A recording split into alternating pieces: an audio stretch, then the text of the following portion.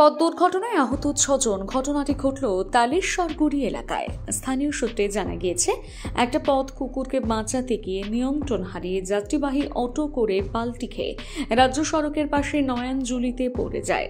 স্থানীয় বাসিন্দারা জানিয়েছেন, অটোতে 6 জন যাত্রী ছিলেন, সবাই কম বেশি চোট পেয়েছেন।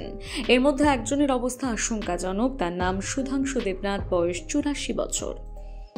দাদা, কি হয়েছে? ঘটনাটা কি ঘটছে? আমি বাইক কাজ করতে শব্দ হইলো, পরে আচ্ছা, আসলাম, এই অবস্থা। পরে মনে হইলো, সবাই এলো, পরে মানুষগুলো বাইর করলাম।